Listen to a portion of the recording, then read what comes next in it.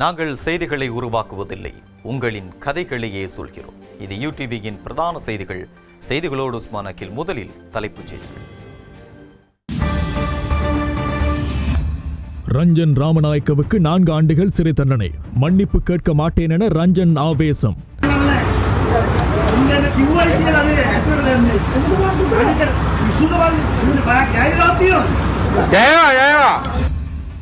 அல் குர்ஆனை 2 முறை படித்துள்ளதாக கூறும் உதயன் கம்பம்பில. මම හොඳින් අල් කුර්ආනය කියව පුද්ගලෙක්. මම හොඳින් කියවලා අවසන් වෙලා තමයි. ஜனாசாக்களை அடக்குவது குறித்து கேள்வி. பதில் வழங்கியது அகில இலங்கை ஜம்மியத்துல் உலமா சபை. 6 மாதங்கள் தீர்மானிக்காது சுகாதார அறிவுறுத்தல்களை பின்பற்றினாலே விமோசனம் என்கின்றார் பவித்ரா. தொடரும் மழையுடனான காலநிலை. நாடளாவிய ரீதியில் மக்கள் பாதிப்பு. அமெரிக்காவில் தொடரும் அரசியல் சர்ச்சை. பதவியேற்க தயாராகும் ஜோ பைடன். இவை தலைப்புச் செய்திகள். முதலில் உள்நாட்டு செய்திகள்.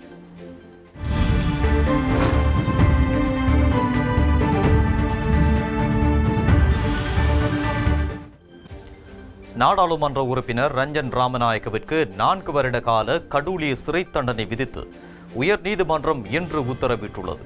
நீதிமன்ற அவமதிப்பு குற்றத்துக்காக அவருக்கு இந்த சிறை தண்டனை விதிக்கப்பட்டுள்ளது. இதேவேளை ரஞ்சன் ராமநாயக்கவுக்கு பல்லன்சேன தனிமைப்படுத்தல் முகாமிற்கு அனுப்பி வைக்கப்பட்டுள்ளதாக சிறைச்சாலைகள் ஆணையாளர் சந்தன ஏக்கநாயக்க தெரிவித்துள்ளார். 2017 ஆண்டு ஆகஸ்ட் மாதம் 21 அலரி மாளிகைக்கு அருகில் ஊடகங்களுக்கு கருத்து தெரிவித்த போது நீதிபதிகள் மற்றும் சட்டத்தரணிகள் தொடர்பில் வெளியிட்ட கருத்துக்களினூடாக நீதிமன்ற அவமதிப்பில் ஈடுபட்டதாக ரஞ்சன் ராமநாயக்கவிற்கு எதிராக குற்றம் சாட்டப்பட்டது.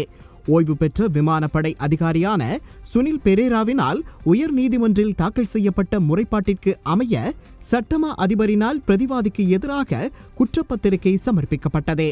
குறித்த அறிவிப்பின் ஊடாக ரஞ்சன் ராமநாயக்க இந்நாட்டு நீதிமன்ற அமைப்பின் மீது பொதுமக்கள் வைத்திருக்கும் நம்பிக்கையை அவமதித்துள்ளதாகவும் நீதிமன்றத்தை அவமதித்துள்ளதாகவும் குறித்த முறைப்பாட்டில் குறிப்பிடப்பட்டுள்ளது.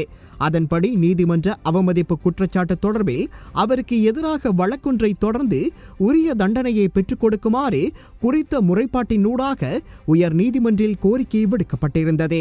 இந்த குற்றச்சாட்டு சந்தேகத்துக்கிடமின்றி நிரூபணமாகியதால் நீதியரசர்கள் குழாமின் தலைவரான சிசிடி ஆப்ரு குற்றவாளியான நாடாளுமன்ற உறுப்பினர் ரஞ்சன் ராமநாயக்கவிற்கு கடூழிய சிறை தண்டனையை விதித்து உத்தரவிட்டுள்ளார். வேண்டுமென்றே இவர் கருத்துக்களை வெளியிட்டுள்ளமை நீதிமன்ற வழக்கு விசாரணைகளின் பின்னர் அங்கிருந்து வெளியேறும் போது தெரிவித்த கருத்துக்களூடாக உறுதி செய்யப்பட்டுள்ளதாகவும் நீதியரசர் தமது தீர்ப்பை அறிவிக்கும் போது குறிப்பிட்டுள்ளார்.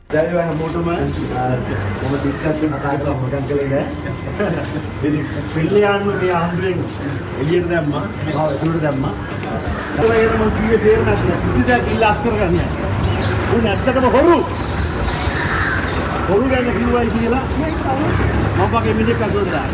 ඉල්ලාස් කරගෙන සමාවෙ යන්නේ නැහැ. 7-5ක් කරගන්න කියලා නැහැ. කම්මුණු සල්ලි පඩි සල්ලි ජනතාවට බෙදුවා. කාලුත් බෙදුවා. මම ආණ්ඩුවට කියනවා පිල්ල යන්න දැම්මා වගේ දුමින්ද සිල්වා දෙවියන් දාන්න. මේ දුමින්ද කුඩු කාරකට කිව්වයි කියලා තමයි මම අතට දාන්නේ. අපි බය නැහැ මම තනිකඩයක්. මරුණක් බය නැහැ. පිටත් කතා කරනවා සමාවෙ ඉල්ලන්නෙත් නැහැ.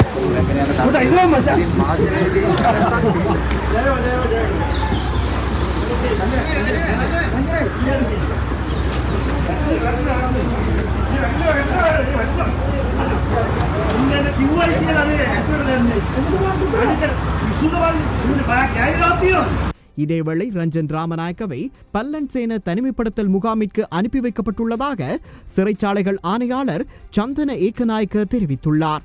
பல்லன்சேன இளம் குற்றவாளிகளுக்கான பயிற்சி பாடசாலைக்கு அவர் அனுப்பி வைக்கப்பட்டுள்ளார்.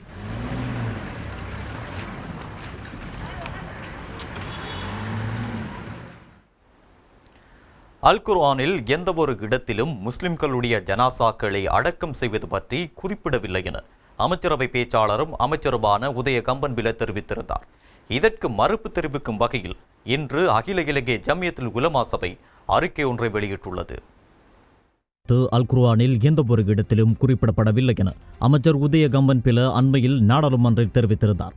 இந்நிலையில் வாராந்த அமைச்சரவை கூட்டத்தில் தீர்மானங்களை அறிவிக்கும் ஊடகவியலாளர் சந்திப்பில் இது தொடர்பில் கேள்வி எழுப்பப்பட்டது. ඇමතුමනේ කෝවිඩ් මර්ධනය සඳහා තිබුණු නීති රීතියේ අලුතෙන් එකතු කරගෙන පනතක් සකස් කරා. නිරෝධායන පනතත් ඒකට ඇතුළත් වෙනවා. ඒකේ පැහැදිලිවම සඳහන් වෙනවා ආදානය සහ භූමදානය සම්බන්ධයෙන්. බජට් එක මතයකට එන්න බැහැ කියලා එක රටක් තුළ ආදානයේද භූමදානයේද කියලා. ඒ පනත අනුව ඒ ක්‍රියාත්මක කරන්න තේ බලාත්මක කරන්න බැරි කවුද බලපෑම් කරන්නේ රජයට? මුලින්ම කියන්න ඕනේ එහෙම පනතක් නැහැ. තියෙන්නේ சௌக்கிய அத்தியட்ச ஜெனரல் මෙහෙම එක සිද්ධ වෙන්නේ. ஆரம்பத்தில் ஒன்றை குறிப்பிட வேண்டும். அவ்வாறான எந்த சட்ட மூலமும் இல்லை. சுகாதார பணிப்பாளர் நாயகத்தினால் கடந்த மார்ச் மாதம் இன மத வேறுபாடின்றி கோவிட் தொற்று தொடர்பில் பின்பற்ற வேண்டிய நடைமுறைகள் தொடர்பில் வர்த்தமானி மூலம் வெளியிடப்பட்டது. அதுவே இதுவரை நடைமுறையில் உள்ளது. தேவை ஏற்படுமாயின் சுகாதார விசேட குழுவின் பரிந்துரையின் அடிப்படையில் சுகாதார பணிப்பாளர் குறித்த நடைமுறையில் மாற்றத்தை கொண்டு வர முடியும். அதற்கான தேவைப்பாடுகள் இதுவரையில் இல்லை. அப்படி எதுவும் மாற்றங்களுக்கு உள்ளாக்கப்படுமாக இருந்தால் அதுவரை குறித்த நடைமுறைகள் தான் அமுலில் இருக்கும். அதனால் கோவிடினால் மரணிப்பவர்கள் தகனம் செய்யப்படுவார்கள். පසුගිය මාර්තු මාසයේ ප්‍රකාශයට පත් කරපු රෙගුලාසි තමයි වළංගු වෙන්නේ.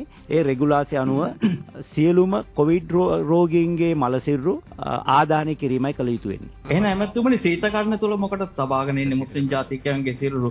අපි වෛරසය ගබඩා කරලා තියා ගන්නවා වගේ නේ එහෙම බලනකොට. කිසි ඔබ මට පෙන්වන්න කොහෙද සීතක ගබඩාවක තියෙන්නේ කියලා? நீங்கள் காட்டுங்கள் எந்த இடத்தில் குளிரூட்டப்பட்ட அறையில் வைக்கப்பட்டுள்ளது என்று. கொரோனா தொற்றினால் மரணித்தவர்கள் குளிரூட்டப்பட்ட அறையில் வைக்கப்படவில்லை. එතුමා වගකීමෙන් නේ ප්‍රකාශ කරන්නේ. මම කවදාකවත් වගකීමෙන් තොරව ප්‍රකාශනිකුත් කළා නැහැ. එමෙතුමා ඔබතුමා අල් කුර්ආනය පිළිබඳව පාර්ලිමේන්තුවේ යම්කිසි සඳහනක් කරා. මුස්ලිම් දේහය අර පුච්චනක පිළිබඳව ඔබතුමා අදහස් පළ කරා. මොනතරම් දුරටද ඔබතුමා අල් කුර්ආනය පිළිබඳව කියෝලද ඕක කිව්වේ නැත්නම් නිකන් කිව්වද? මම හොඳින් අල් කුර්ආනය කියව පුද්ගලෙක්. அல் குர்ஆனை முழுமையாக படித்த பின்னே நான் கருத்து தெரிவித்தேன். அல் குர்ஆனை நான் 2 முறை வாசித்தேன். அல் குர்ஆனில் எந்த ஒரு இடத்திலும் சடலங்களை அடக்கம் செய்வது பற்றி குறிப்பிடப்படவில்லை. அல் குர்ஆன் தொடர்பில் நான் விசேட நிபுணர் அல்ல. விசேட நிபுணர் யாராயினும் நான் தெரிவித்த கருத்து தொடர்பில் கருத்து தெரிவிக்குமாறு நான் கோரிக்கை விடுத்திருந்தேன். குர்ஆனில் குறிப்பிட்ட பக்கத்தை சுட்டிக்காட்டி நான் இதனை தெரிவித்தேன். குர்ஆனில் இந்த சடல அடக்கம் குறித்து தெரிவிக்கப்பட்டிருக்குமாயின் அது குறித்து விளக்கம் அளிக்குமாறு நான் கேட்டிருந்தேன். ஆனால் இது குறித்து எவரும் பதிலளிக்கவில்லை. சிலர் சமூக ஊடகங்களின் மூலமாக குர்ஆன் குறித்து தகவல்கள் அனுப்பி வைத்திருந்தனர். ஆனால் அவற்றில் எதிலும் சடலங்களை அடக்கம் செய்வது குறித்து குறிப்பிடப்படவில்லை. அதேவேளை தகனம் செய்வது தடை செய்யப்பட்டிருப்பதாக எந்த இடத்திலும் சொல்லப்படவும் இல்லை. අමතරව කොතන හරි තැනක මම කිව්වා මේ කුරාණය පිළිබඳව විද්වතෙක් නෙවෙයි. இந்நிலையில் குறிப்பிட்ட கருத்திற்கு மறுப்பு தெரிவிக்கும் வகையில் இன்று அகில இலங்கை ஜம்மியத்துல் உலமா சபை அறிக்கை ஒன்றை வெளியிட்டுள்ளது. அல் குர்ஆன் ஊடாக ஆதாரங்களை முன்வைக்க முயற்சி எடுத்து இருந்தீர்கள், அதனை பாராட்டுகிறோம். ஜனாசாக்களை அடக்கம் செய்வது குறித்து அல் குர்ஆனில் எந்த ஒரு இடத்திலும் குறிப்பிடப்படவில்லை என்பது பிழையான விடயமே. இதனை நாம் தெளிவுபடுத்த விரும்புகின்றோம். இஸ்லாமிய சட்டக்கோவை 4 பிரதான மூலங்களை கொண்டு உருவாக்கப்பட்டுள்ளது. அல் குர்ஆன், ஹதீஸ், இஜ்மா, கியாஸ். இதில் அல் குர்ஆன் என்பது மனித குலத்திற்கு வழிகாட்ட வந்த ஒரு புனித நூலாகும். இது உலகின் கடைசி நாள் வரை மனிதனுக்கு வழிகாட்டக்கூடியது. இதில் அனைத்து விடயங்களும் உள்ளடக்கப்பட்டுள்ளன. உதாரணமாக ஒரு முஸ்லிம் 5 வேளை தொழ வேண்டும் என்று அல் குர்ஆன் போதிக்கிறது. ஆனால் அதனை எவ்வாறு நிறைவேற்ற வேண்டும் என்று ஹதீஸ்களிலே குறிப்பிடப்பட்டுள்ளது. அவ்வாறுதான் இஸ்லாத்தில் மரணித்த ஒருவருக்கு செய்ய வேண்டிய கடமைகள் 4 உள்ளன. ஜனாசாவை குளிப்பாட்டுவது, கபனிடல், பிரார்த்தனை செய்தல் மற்றும் அடக்கம் செய்தல் ஆகும். அடக்கம் செய்வது குறித்து அல் குர்ஆனில் எந்த ஒரு இடத்திலும் குறிப்பிடப்படவில்லை என்பது பிள்ளையான விடயமே. அல் குர்ஆனில் இது தொடர்பில் கிட்டத்தட்ட 10 இடங்களில் குறிப்பிடப்பட்டுள்ளன. ஜனாசாக்களை அடக்கம் செய்வது என்பது முகமது நபி காலத்தில் இருந்து வந்த ஒரு மரபாகும். ஒவ்வொரு மதத்திற்கும் அதன் சொந்த போதனைகள் உள்ளன. இது தொடர்பில் விரிவாக கலந்துரையாட எங்களுக்கு ஒரு சந்தர்ப்பம் கிடைத்தால் இதனை இன்னும் விரிவாக எடுத்துச் சொல்வோம். நாட்டில் கோவிட் மரணங்களுடைய எண்ணிக்கை உயர்வடைந்துள்ளன. 2வது அலையில் மாத்திரம் 227 கோவிட் மரணங்கள் பதிவாகியுள்ளன. இதேவேளை எதிர்வரும் 6 மாதங்களில் சுகாதார வழிகாட்டல்களை மக்கள் அர்ப்பணிப்போடு சரிவர கடைபிடித்து கோவிடிலிருந்து நாட்டை பாதுகாக்க வேண்டும் என சுகாதார அமைச்சர் பவித்ரா வன்னியாராச்சி கேட்டுக் கொண்டுள்ளார். ඉදිරි මාස 6 ලාංකීය ජනතාව වෙච්ච අපි කැපකිරීමක් කළ යුතු කාලයක්. ඒ කැපකිරීම මේ සෞඛ්‍ය පණිවිඩවල තියෙනවා වගේම අපේ ආරක්ෂාව අපි සහතික කරගත්තොත් எதிர்வரும் 6 மாதங்களும் தீர்ப்பான மிக்க மாதங்களாக உள்ளன. எனவே இந்த 6 மாதங்களில் நாம் அர்ப்பணிப்போடு செயலாற்ற வேண்டும். ஒவ்வொருவரும் தங்களை கோவிட் தொற்றிலிருந்து பாதுகாத்துக் கொள்ள முடியுமாக இருந்தால் முழு நாடும் பாதுகாப்பாகிவிடும். எனவே இந்த நாட்டு மக்கள் எதிர்வரும் 6 மாதங்களில் சுகாதார அறிவுறுத்தல்களை சரிவர பின்பற்ற வேண்டும். இவ்வாறு அர்ப்பணிப்போடு மக்கள் செயற்பட்டாலேயே எமது நாட்டை எம்மால் பாதுகாக்க முடியும். தற்போது அமெரிக்கா, இங்கிலாந்து போன்ற நாடுகளிலும் லட்சக்கணக்கில் மக்கள் மரணமடைகின்றனர். அதேபோன்று அங்குள்ள வைத்தியசாலைகள் தொற்றாளர்களால் நிரம்பியுள்ளன. ஆனால் எமது நாட்டில் அவ்வாறான ஒரு நிலை ஏற்படவில்லை. இதற்கு ஜனாதிபதியோடு இணைந்து நாமும் இந்நாட்டு மக்களும் அர்ப்பணிப்போடு செயற்பட்டமையே காரணம். எனவே தொடர்ந்தும் சுகாதார பாதுகாப்பு முறைகளுக்கு அமைய கோவிடிலிருந்து பாதுகாப்பு பெற்று நாட்டை முன்னோக்கி கொண்டு செல்ல வேண்டும். විශාල කැපකිරීමක් කරලා අතිගරු ජනාධිපතිතුමාගේ ඉඳලා මේ සියලු අංශ විශාල කැපකිරීමක් කළා අපේ රට ජනතාවගේ සහයෝගයත් එක්ක අපි බේරගෙන තියෙනවා. மட்டக்களப்பு சுகாதார வைத்திய அதிகாரி பணிமனையினால் கல்லடி மீன் சந்தை கட்டிடத்தில் 100 பேரிடம் ஆன்டிஜென் பரிசோதனை மேற்கொள்ளப்பட்டுள்ளது. இதில் ஒருவருக்கு கோவிட் தொற்று உறுதிப்படுத்தப்பட்டுள்ளதாக பொது சுகாதார பரிசோதகர் டி மிதுன் ராஜ் தெரிவித்தார். கிண்ணிகா மாஞ்சோலை கிராம உத்தியோகத்தர் பிரிவு இன்று தனிமைப்படுத்தப்பட்ட பிரதேசமாக பிரகடனப்படுத்தப்பட்டுள்ளது. கிண்ணிகா மாஞ்சோலை பகுதியில் நேற்று 4 தொற்றாளர்கள் அடையாளம் காணப்பட்டுள்ளனர். அத்தோடு மட்டக்களப்பில் தாதியர் பயிற்சி பெறும் கிண்ணியாவைச் சேர்ந்த 4 மாணவர்களுக்கு கோவிட் தொற்று உறுதிப்படுத்தப்பட்டுள்ளது. இன்று மாத்திரம் கிண்ணியா சுகாதார வைத்திய அதிகாரி பிரிவில் 8 தொற்றாளர்கள் அடையாளம் காணப்பட்டதாக கிண்ணியா சுகாதார வைத்திய அதிகாரி வைத்தியர் MHM ரிஸ்வி தெரிவித்துள்ளார். அதன் அடிப்படையில் கிண்ணியா சுகாதார வைத்திய அதிகாரி பிரிவில் டிசம்பர் 20ஆம் தேதியிலிருந்து இதுவரை 37 தொற்றாளர்கள் அடையாளம் காணப்பட்டுள்ளனர். மட்டக்களப்பு போதனா வைத்தியசாலையில் கடமையாற்றும் பணியாளர்களில் 21 பேருக்கு கோவிட் தொற்று கண்டறியப்பட்டுள்ளது. மட்டக்களப்பு போதனா வைத்தியசாலையில் கோவிட் பேஷண்ட்ஸ் அவர்கள் பாசிட்டிவான பேஷண்ட்ஸ் எங்களுடைய வைத்தியசாலையில் அதிகரித்து காணப்படுகிறது. இதுவரை 425 நோயாளிகள் அனுமதிக்கப்பட்டிருக்கிறார்கள். அவர்கள் சந்தேகத்துக்கிடமாக அனுமதிக்கப்பட்ட நோயாளிகளில் 80 பேர் கோவிட் பாசிட்டிவாக இருந்திருக்கிறார்கள். 3 இறப்புகள் நேர்ந்துள்ளன. இன்றைய நிலையை நாங்கள் பார்க்கும்போது 10 பேர் எங்களது வைத்தியசாலையில் கோவிட் தொற்று காரணமாக அனுமதிக்கப்பட்டிருக்கிறார்கள். இதுவரை எங்களது வைத்தியசாலையில் தொற்றுக்குள்ளானவர்களின் ஊழியர்களின் எண்ணிக்கை 21 காணப்படுகிறது. අවදානම් තැනකට රට ගමන් කරමින් ඉන්න බව තමයි අපිට බැලූ බැල්මට මේ සංඛ්‍යාලේඛන හරහා පේන්නේ. මේ අපි දැකපු දේ තමයි පළවෙනි රැල්ල වෙලාවේදී සමස්තයක් විදිහට මාස 6-7ටම අපිට රෝගීන් 13 දෙනයි මරණයටපත් උනේ. නමුත් මේ වෙනකොට දැන් ඊයේ දවස්වල එකපාර මරණ 8ක් වගේ ප්‍රමාණයක් වාර්තා. கடந்த மாதத்தோடு ஒப்பிடுகையில் இந்த மாதம் பதிவான தொற்றாளர்களுடைய எண்ணிக்கை அதிகரித்துள்ளது. எனவே ஜனவரி மாதத்தில் கடந்த மாதத்தை விட அதிகமான தொற்றாளர்கள் பதிவாகக்கூடிய சாத்தியம் காணப்படுகிறது. அதுபோன்று முதலாவது கோவிட் அலையின் பொழுது 13 மரணங்களை இடம்பெற்றிருந்தன. ஆனால் 2வது கோவிட் அலையின் பொழுது 3 மாதங்களில் 227 கோவிட் மரணங்கள் பதிவாகியுள்ளன. 2வது கோவிட் அலையின் ஆரம்ப கட்டத்தில் மேல் மாகாணத்திலேயே அதிகமான கோவிட் அச்சுறுத்தல் காணப்பட்டன. ஆனால் இன்று ஏனைய மாவட்டங்களிலும் கோவிட் அச்சுறுத்தல் ஏற்பட்டுள்ளன. எனவே மேல் மாகாணத்திலிருந்து கோவிட் அனர்த்த நிலைமை ஏனைய மாவட்டங்களுக்கும் பரவியுள்ளன. மேலும் சில மாவட்டங்களில் பரவ ஆரம்பித்துள்ளன. எனவே இந்த நிலைமையை கருத்தில் கொண்டு தீர்மானங்களை மேற்கொள்ள வேண்டும். முழு நாட்டையும் முடக்கும் நிலைமை மீண்டும் ஏற்படுமாக இருந்தால் மேல் மாகாணத்தில் ஏற்பட்ட அச்சுறுத்தல் நிலைமையினால் இன்று பாடசாலைகளும் திறக்க முடியாமல் உள்ளது. எனவே கொழும்பு மாவட்டத்தில் இருக்கும் நிலைமை ஏனைய மாவட்டத்திலும் ஏற்படாத வகையில் தீர்மானங்களை மேற்கொள்ள வேண்டும். වෙනත් වචන වලින් කිව්වොත් මොකද්ද සිද්ධ වෙලා තියෙන්නේ? එදා 15%ක් 20ක් තිබිච්ච ඉතුරු පළාත් 8 අවදානම අද වෙනකොට 50% එහා පැත්තේ අවදානමක් දක්වා ව්‍යාප්ත වෙලා තියෙනවා. நேற்றைய தினம் 8 கோவிட் மரணங்கள் பதிவாகியுள்ளன.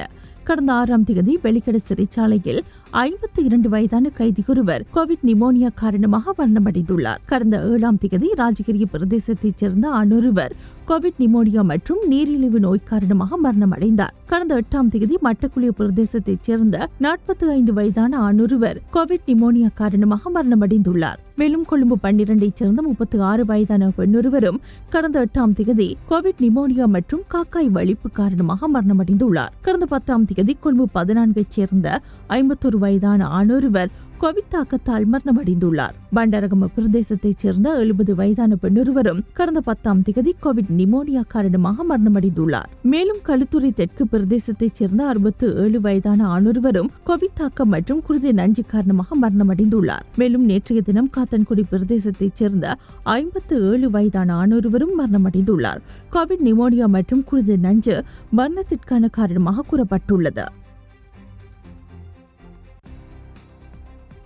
இன்று மாலை 6 மணி வரையில் புதிதாக 310 கோவிட் தொற்றாளர்கள் பதிவாகியுள்ளனர். இதில் 302 பேர் பேலியகுட கோவிட் கொத்தோடு தொடர்புடையவர்கள், 8 பேர் சிறைச்சாலைகளில் பதிவாகியுள்ளனர். எனவே நாட்டில் இதுவரை சிகிச்சை பெற்று வரும் தொற்றாளர்களுடைய எண்ணிக்கை 6398 அமைந்துள்ளது. இன்றைய தினம் 530 பேர் குணமடைந்துள்ளனர். இதுவரை நாட்டில் 49259 தொற்றாளர்கள் பதிவாகியுள்ளனர். 42621 பேர் குணமடைந்துள்ளனர். 240 கோவிட் மரணங்கள் பதிவாகியுள்ளன. நேற்றைய தினம் நாட்டில் 569 தொற்றாளர்கள் பதிவாகியுள்ளனர். இதில் 564 பேர் பேலியகுட கோவிட் கொத்தோடு தொடர்புபட்டவர்கள். நேற்றைய தினம் அதிகளவானவர்கள் களுத்துறை மாவட்டத்திலேயே பதிவாகியுள்ளனர். களுத்துறை மாவட்டத்தில் 110 பேரும், கம்பாவில் 88 பேரும், கேகாலையில் 52 பேரும், கொழும்பில் 37 பேரும், ரத்னபுரியில் 33 பேரும், வவுனியாவில் 32 பேரும், கண்டியில் 28 பேரும், குர்ணகலியில் 24 பேரும், காலியில் 18 பேரும், மாத்தளையில் 15 பேரும் பதிவாகியுள்ளனர். மேலும் புத்தளம் மாவட்டத்தில் 12 பேரும், புலனறுவையில் 10 பேரும், நூரெலியா மற்றும் ஒன்றகல் ஆகிய மாவட்டங்களில் தலா 9 பேரும், ஹம்பாந்தோட்ட மாவட்டத்தில் 3 அனுராதபுரம், வட்டக்களப்பு, அம்பர, முல்லைத்தீவு மற்றும் யாழ்ப்பாணம் ஆகிய மாவட்டங்களில் தலா 2 இனம் காணப்பட்டுள்ளனர்.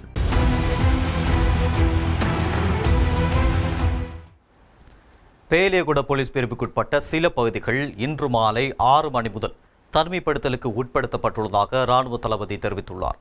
அதன் அடிப்படையில் பேலியகுட கங்கபட கிராம சேகவர் பிரிவு 90ஆம் தோட்டம் என்பன இவ்வாறு தனிமைப்படுத்தலுக்கு உட்படுத்தப்படுவதாக அவர் தெரிவித்துள்ளார். சிறிய இடைவெளியின் பின் தொடர்ந்தும் யூடியூபின் பிரதான செய்திகளோடு இணைந்தீர்கள்.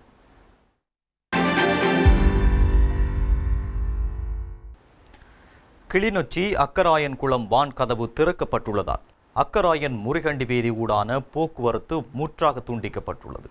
இதேவேளை ஹட்டன் கொழும்பு மற்றும் ஹட்டன் நுவரெலியா வீதிகளை பயன்படுத்தும் வாகன சாரதிகள் வாகனங்களை அவதானமாக செலுத்த வேண்டும் என போக்குவரத்து போலீசார் எச்சரிக்கை விடுத்துள்ளனர்.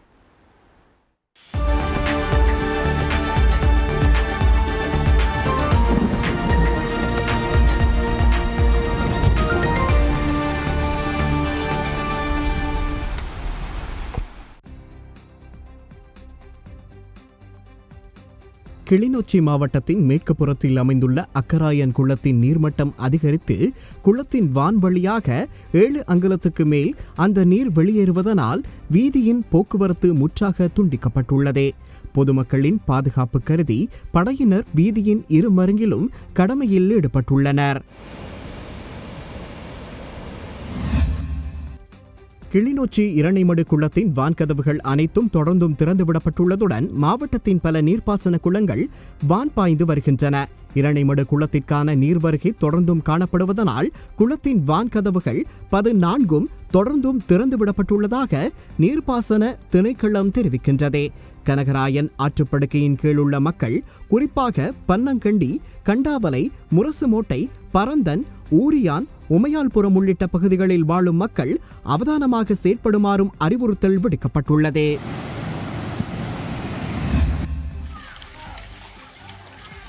மட்டக்களப்பு மாவட்டத்தில் தொடர்ந்தும் பெய்து வரும் அடைமழையினால் மக்கள் பெரிதும் பாதிக்கப்பட்டுள்ளனர். இதனால் தாழ்நில பகுதிகள் வெள்ளத்தில் மூழ்கியுள்ளன. கிராமங்களின் உள்வீதிகள் வெள்ளத்தில் மூழ்கடிக்கப்பட்டுள்ளன.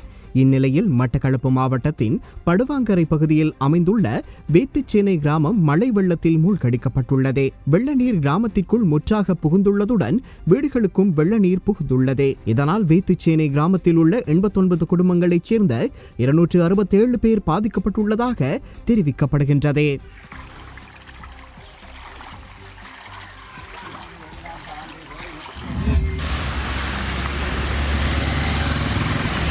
அம்பாறை மாவட்டத்தில் கடந்த 3 தினங்களாக பலத்த மழை பெய்து வருகிறது. இதனால் மக்களின் இயல்பு நிலை பெரிதும் பாதிக்கப்பட்டுள்ளது. கடற்தொழில் நடவடிக்கையும் ஸ்தம்பித்துள்ளது. நேற்று மாலை ஆரம்பித்த மழை வீழ்ச்சி இன்று அதிகாலை முதல் பலத்த மழையாக மாறி வருவதுடன் வானம் இருள் சூழ்ந்து மப்பும் மந்தாரமுமாக காணப்படுகின்றது. இதே நேரம் மழை வீழ்ச்சி இடைவிடாது பெய்து வருகின்ற நிலையில் நீர்நிலைகள் யாவும் நீரால் நிரம்பியுள்ளதுடன் சில தாழ்நில நெற்செய்கை வயல் நிலங்களும் முற்றாக வெள்ளத்தால் சூழப்பட்டுள்ளது. பகல் நேரத்தில் பயணிக்கும் வாகனங்களின் முன் விளக்குகள் ஒளிர செய்யப்பட்டு பயணிப்பதையும் அவதானிக்க முடிந்தது.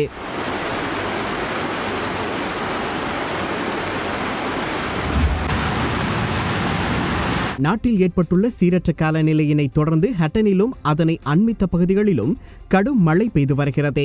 இன்று மாலை சுமார் 4 மணி முதல் பெய்த கடும் மழை காரணமாக கால்வாய்கள் ஓடைகள் நிரம்பி வழிந்தோடின. இதனால் அட்டன் கொழும்பு பிரதான வீதியில் மாணிக்க பிள்ளையார் ஆலயத்திற்கு முன்னால் உள்ள வீதி வெள்ளக்காடாக காட்சியளித்தது. வெள்ள நீர் வீதியில் வழிந்தோடியதன் காரணமாக போக்குவரத்து ஸ்தம்பிதம் அடைந்தன. வளைவுகள் நிறைந்த ஹட்டன் கொழும்பு மற்றும் ஹட்டன் நுவரெலியா வீதிகளை பயன்படுத்தும் வாகன சாரதிகள் தமக்குரிய பக்கத்தில் வாகனங்களை மிகவும் அவதானமாக செலுத்துவதன் மூலம் வீதி விபத்துகளை தவிர்த்துக் கொள்ளலாம் என போக்குவரத்து போலீசார் அறிவுறுத்தியுள்ளனர். அண்மையில் ஜனாதிபதி கோட்டாபய ராஜபக்ச நாடாளுமன்ற உறுப்பினர் ஹரின் பெர்னாண்டோ தொடர்பில் தெரிவித்த கருத்து பல சர்ச்சைகளை ஏற்படுத்தியுள்ளது. இந்நிலையில் லசந்த விக்ரமதுங்க, பிரகீத் எக்னெலிகொட மற்றும் வசீம் தாஜுடீன் ஆகியோரின் நிலைமையா எதிர்காலத்தில் ஹரீனுக்கும் என நாடாளுமன்ற உறுப்பினர் ராஜித சேனாரத்ன கேள்வி எழுப்பியுள்ளார். චරිත දෙකක් තියෙනවා. දැන් තාමත් සමහර වෙලාවට හාමුදුරුවෝ මට කියනවා අපිට ඕන ජනාධිපති ගෝඨාභය නෙමෙයි අර ආරක්ෂක ලේකම් ගෝඨාභය තමයි ඕන. ටිකක් සැරෙන් ඉන්න ඕන කියලා. நந்தசேன கோட்டாபயின் 2 பாத்திரங்களில் ஜனாதிபதி என்ற பாத்திரம் வேண்டாம், முன்பு இருந்த பாதுகாப்பு செயலாளர் என்ற பாத்திரம் வேண்டும் என மகா சங்கத்தினர் கோருகிறார்கள். சற்று இறுக்கமாக செயற்பட வேண்டும் என எண்ணுகின்றனர். அதனையும் செய்ய முடியும். கடினமான முறையில் செயற்பட்டால் இறுக்கமாகவும் இன்னால் செயற்பட முடியும். ඒ ජාතියෙන් එනවනම් මට ඒ ජාතියෙන් කරන්නත් පුළුවන්. දැක්කනේ මට අර බෝම්බයක් ගහලා ආරක්ෂක ලේකම් ඇටියට පිත්තල හන්දියේදී බෝම්බයක් දාලා ප්‍රභාකරන් වැඩ පටන් ගත්තා. හැබැයි ඉතින් මමත් ඒක ඉවර කරේ අන්තිමට අර බල්ලෙක් වගේ 4 ගාතේ දාලා නන්දි කඩාල් කලපුවේ උස්සගෙන ආවා. ඒ තත්ත්වයට ගේන්නත් පුළුවන්. குறித்த கருத்து தொடர்பில் நாடாளுமன்ற உறுப்பினர் ஹரின் பெர்னாண்டோ போலீஸ் மா அதிபர் சந்தன விக்ரமரத்னவுக்கு கடிதம் ஒன்றை அனுப்பியிருந்த பின்னணியில் மேல் மாகாண சிரேஷ்ட பிரதி போலீஸ் மா அதிபர் சமூக வலைதளத்தில் இவ்வாறு ஜனாதிபதியின் கருத்தை ஆமோதிக்கும் வகையில் நடந்து கொண்டுள்ளமை அவதானத்தை ஏற்படுத்தியுள்ளது. இது தொடர்பில் இன்று இடம்பெற்ற அமைச்சரவை தீர்மானங்களை அறிவிக்கும் ஊடகவியலாளர் மாநாட்டில் கேள்வி எழுப்பப்பட்டது. ප්‍රතිවරයා යම් ප්‍රකාශයක් කළා. එතුමාට චරිත දෙකක් තිබෙනවා කියලා කිව්වා. මෙම ප්‍රකාශය කැබිනට් මණ්ඩලය අනුමත කරනවද එතුමනි? உலகில் எந்த நாட்டிலும் ஜனாதிபதியின் கருத்துக்கு அமைச்சரவை அனுமதி வழங்குவதில்லை. මතකර ගැනීමල් ලෝකයේ කිසිම රටක සිද්ධ වෙන්නේ නැහැ. නාමල් රාජපක්ෂ මහතා ප්‍රකාශ කරනවා හරෙන් ප්‍රාන්දු මන්ත්‍රීවරයාගේ ආරක්ෂාව දැඩි කළ යුතුයි කියලා. එකම පවුලේ ප්‍රකාශ දෙකක්. එක රටක් නීති ගොඩක් වගේ නේද? உலகில் அனைவருக்கும் சமனான சட்டங்கள் எங்கும் இல்லை. அதனால் ஹரின் பெர்னாண்டோவுக்கு பாதுகாப்பு அதிகரிக்குமாறு தெரிவித்துள்ளார். නීතියක් ක්‍රියාත්මක කිරීමක් ලෝකේ කොහෙත්ම සිදුවන්නේ නැහැ. இது தொடர்பில் எமது பாதுகாப்பு பிரிவினர் அவருக்குள்ள பாதுகாப்பு சிக்கல் தொடர்பில் ஆராய்ந்து அவருக்கு பாதுகாப்பு சிக்கல் இருப்பின் பாதுகாப்பு அதிகரிக்க நடவடிக்கை எடுக்கப்படும். இது அரசியல் தீர்மானம் இல்லை. இது பாதுகாப்பு பிரிவினுடைய தீர்மானமாக இருக்கும். ඔහුගේ ආරක්ෂාව වැඩි කරන්න කටයුතු කරා. ඒක ඇයිලා මේ දේශපාලන තීන්දුවක් නෙවෙයි. ආරක්ෂක අංශ ඔවුන්ට ආවේනිකව නිර්ණායක පදනම් කරගෙන ගන්න තීන්දුව. එතුමාට තියෙන ප්‍රශ්නය එතුමාගේ ගෝඨාභය කියන නම වෙනුවට නන්දසේන කියන නම පාවිච්චි කරයි. ඉතින් නන්දසේන කියන නම කවුද දැම්මේ? நாடாளுமன்றத்தில் கூறப்படும் விடயங்களை நீதிமன்றத்துக்கு கூட சவாலுக்குட்படுத்த முடியாது. அவ்வாறு இருக்கையில் நாடாளுமன்ற உறுப்பினர் ஹரின் பெர்னாண்டோ நாடாளுமன்றத்தில் கூறிய விடயங்களுக்காக ஜனாதிபதி உயிர் அச்சுறுத்தல் விடுப்பது பொருத்தமல்ல. மேலும் லசந்த விக்ரமதுங்க, பிரகீத் எக்னெலிகொட மற்றும் வசீம் தாஜுதீன் ஆகியோரின் நிலைமையா எதிர்காலத்தில் ஹரினுக்கும். நீங்கள் ஜனாதிபதியாக இருப்பதை விட பாதுகாப்பு செயலாளராக இருப்பதையே நாங்கள் விரும்புகிறோம் என்று பௌத்த மகா சங்கத்தினர் கூறியதன் பொருள் ஜனாதிபதி பதவிக்கு அவர் பொருத்தமல்ல என்பதேயாகும். மாறாக பாதுகாப்பு செயலாளராக இருந்தபோது வன்முறையாக செயற்பட்டதை போன்று இப்போது செயற்பட வேண்டும் என்ற கோணத்தில் அவர்கள் அதனை கூறவில்லை. ඒ කියන්නේ දැන් ප්‍රභාකරන්ට වෙච්ච දේ දන්නවනේ කියලා අහනවා. ඒ කියන්නේ ඒක තමයි කවුද හරේන්ට කරන්නේ. එතකොට හරේන් ප්‍රභාකරන්ට සම්බන්ධ කරනවා. ඕක වැරදීනේ ජනාධිපතිතුමා. කවුරුවත් එතුමාගෙන් ප්‍රශ්න කරේ නෑ මේ හරේන් ෆෙර්නාන්ඩෝ මන්ත්‍රීතුමා ඒ කරපු ප්‍රකාශය ගැන කවුරුවත් ජනාධිපතිතුමාගෙන් හැව්වෙත් නැහැ. ஹரின் பெர்னாண்டோவை நாடாளுமன்ற உரைக்கு ஜனாதிபதி அம்பாறையில் தானாகவே இதற்கு பதிலளித்தார். யாரும் அவரிடம் இது குறித்து கேள்வி கேட்கவில்லை. அவராகவே பதிலளித்து ஒரு விடயத்தை நாட்டுக்கு கூற வருகிறார். பிரபாகரனின் மரணத்தோடு ஹரினின் கருத்துக்களை ஒப்பிட்டதுதான் இங்குள்ள பிரச்சனை. இதில் ஏதோ உள்நோக்கம் இருக்கிறது. எனக்கு யாராவது விமர்சித்தால் அவர்களுக்கு இதுதான் நடக்கும் என்று அச்சுறுத்தலை விடுத்துள்ளார். அவருடைய முழு பெயரின் ஒரு பகுதியை கூறியதற்கு இவ்வாறு கோபப்படுவது பிழையான விடயமாகும். கருத்து சுதந்திரத்தை வழங்க மறுப்பதற்கான ஒரு சமிக்கை தான் இது. ஜனநாயக ரீதியாக பாரிய அச்சுறுத்தலாகும். அவருக்கு வாக்களித்த 69 லட்சம் மக்கள் இன்று புரிந்து கொண்டுள்ளனர் அவருக்கு 2 முகங்கள் இருப்பதாக. இதை வெளிப்படுத்தியதற்காக அவருக்கு மக்கள் நன்றி செலுத்த வேண்டும். இவ்வளவு நாளும் அவருக்கு என ஒரு முகம் இருப்பதாகவே தான் மக்கள் புரிந்துள்ளனர். ஆனால் அவராகவே எனக்கு 2 முகங்கள் உள்ளதாக தெரிவித்துள்ளார். இதை மக்கள் புரிந்து கொள்ள வேண்டும். ජනාධිපතිතුමා මාධ්‍ය ඉදිරියේ හිතා මතාම පණිවිඩයක් මේ සමාජයට ලබා දෙනවා මං ගැන විවේචනය කරන්න ආවොත් ප්‍රභාකරන්ට වෙච්ච දේ වෙන්න පුළුවන් කියන ගම්‍ය එතුමා ඒකේ යටි හදහස තමයි එතුමා එදා මතු කරලා පෙන්නන්නේ. வாடகை ஒப்பந்தத்தின் அடிப்படையில் வாகனங்களை பெற்றுக்கொண்டு போலி ஆவணங்களை தயார் செய்து விற்பனை செய்து வந்த இடம் ஒன்றை போலீசார் சுற்றி வளைத்துள்ளனர். வாடகை ஒப்பந்தத்தின் அடிப்படையில் வாகனங்களை பெற்றுக்கொண்டு போலி ஆவணங்களை தயார் செய்து விற்பனை செய்து வந்த இடமொன்றை போலீசார் சுற்றி வளைத்துள்ளனர். மேற்படி சுற்றி வளைப்பின் போது 17 வாகனங்களுடன் 2 கைது செய்யப்பட்டுள்ளதாக போலீஸ் துறையினர் தெரிவிக்கின்றனர். முல்லேரியா காவல் நிலையத்திற்கு கிடைக்கப்பெற்ற தகவல் ஒன்றின் அடிப்படையிலேயே மேற்படி சம்பவ இடம் சுற்றி வளைக்கப்பட்டுள்ளது. சந்தேக நபர்கள் வாகனங்களை வாடகைக்கு விடும் நிறுவனங்களிடம் போலி அடையாள அட்டைகள் மற்றும் சாரதி அனுமதி பத்திரங்கள் போன்றவற்றினை வழங்கி வாகனங்களை வாடகைக்கு பெற்றுக்கொண்டு அவற்றின் இயந்திர இலக்கங்களை மாற்றி துண்டுகளாக பிரித்து விற்பனை செய்து வந்துள்ளதாக தெரிவிக்கப்பட்டுள்ளது. ETI நிறுவனத்தின் முன்னாள் பணிப்பாளர்களுக்கு பிணை வழங்க வேண்டாம் என நீதிமன்றின் முன் வைப்பாளர்கள் இன்று காலையிலிருந்து அமைதியான எதிர்ப்பு போராட்டத்தினை முன்னெடுத்திருந்தனர். சட்டமா அதிபரின் உத்தரவிற்கு அமைவாக ETI நிறுவனத்தில் இடம்பெற்றதாக கூறப்படும் 6.4 பில்லியன் ரூபாவுக்கும் அதிகமான நிதி மோசடிக்காக அந்த நிறுவனத்தின் முன்னாள் பணிப்பாளர்களாக ஜீவக எதிரிசிங்க, நாலக எதிரிசிங்க, அசங்க எதிரிசிங்க மற்றும் தீபா எதிரிசிங்க ஆகியோர் அண்மையில் பொரல்லை பிரதேசத்தில் கைது செய்யப்பட்டிருந்தமை குறிப்பிடத்தக்கது. ஹெட்டன் போலீஸ் பிரிவிற்குட்பட்ட கொட்டக்கலை யுலிஃபீல்டு தோட்டத்தில் KOG பிரிவில் விறகு வெட்டுவதற்காக சென்ற நபரொருவர் சடலமாக மீட்கப்பட்டுள்ளார்.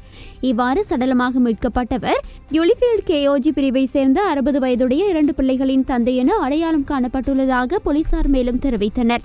குறித்த நபர் நேற்று மாலை விறகு வெட்டுவதற்காக சென்றுள்ளதாகவும் இரவு வரை வீடு வராத காரணத்தினால் பிரதேசவாசிகள் காட்டுக்கு சென்று தேடும் போது விறகு கட்டுடன் இறந்து கிடந்ததாகவும் குறித்த நபர் தனிமையிலேயே வாழ்ந்து வந்துள்ளதாகவும் போலீசார் மேற்கொண்ட ஆரம்பகட்ட விசாரணையின் மூலம் தெரிய வந்துள்ளது. வாழைச்சேனை போலீஸ் பிரிவிற்குட்பட்ட புனானை மயிலந்தனை பகுதியில் சட்டவிரோதமான முறையில் மணலகழ்வில் ஈடுபட்ட 13 சந்தேக நபர்களும் 13 வாகனங்கள் என்பனவும் நேற்று மாலை கைப்பற்றப்பட்டுள்ளதாக வாழைச்சேனை போலீஸ் நிலைய பொறுப்பதிகாரி தனஞ்சய பெரமுன தெரிவித்தார்.